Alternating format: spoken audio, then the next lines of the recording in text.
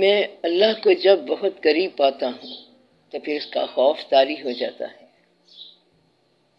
تقرب کا ایک مقام ہے، عرفان کے اندر ایک مقام آتا ہے جب اللہ کے قریب ہونے کا احساس ہوتا ہے اور خوف موجود ہوتا ہے۔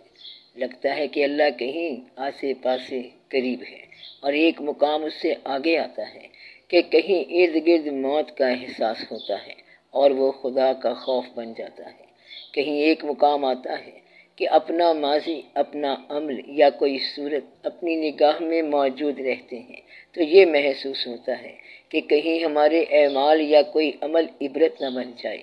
ایک اور صورت یہ ہوتی ہے کہ کسی محسن کے ناراض ہونے کا اندیشہ پیدا ہو جائے تو محسوس ہوتا ہے کہ اللہ ناراض ہو گیا۔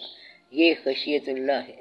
ایک یہ ہوتا ہے کہ عبادت میں تسلسل پیدا کرنے کے لیے خشیت اللہ عطا کی جاتی ہے، اس سے بچنے کی راہ نہیں ڈھونڈنی چاہیے، یہ اچھی چیز ہے۔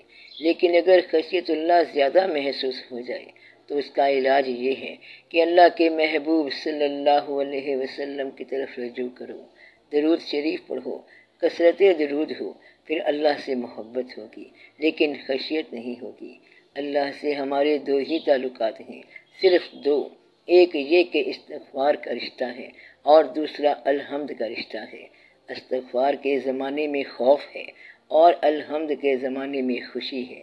یہ شوق کا زمانہ ہے، اس لیے اللہ تعالیٰ جب احسان کرنے پر آ جائے گا تو پھر شوق پیدا ہو جائے گا۔ اس لیے آپ الحمدللہ کا وظیفہ رکھو، استغفار سے جان چھڑاؤ، یہ بھی ایک خاص مقام ہے۔ استغفار پر بھی استغفار پڑھو، پھر توبہ پر بھی توبہ کر لیتے ہیں۔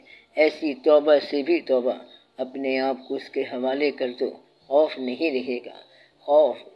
خوف دو مرضیوں کا نام ہے۔ کون سی؟ اس کی مرضی اور ہماری مرضی، دو ہوں گی تو خوف، اور ایک مرضی ہو تو خوف نہیں ہے۔ کیا کہا؟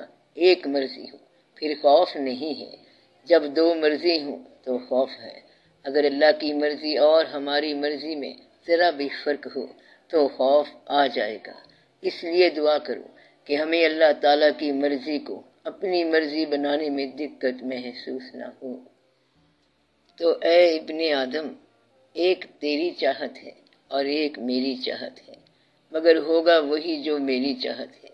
اگر تو نے خود کو سپرد کر دیا اس کے جو میری چاہت ہے تو میں بخش دوں گا تجھ کو جو تیری چاہت ہے، اور اگر تو نے نافرمانی کی اس کی جو میری چاہت ہے تو میں تھکا دوں گا تجھ کو اس میں جو تیری چاہت ہے، اور پھر ہوگا وہی جو میری چاہت ہے۔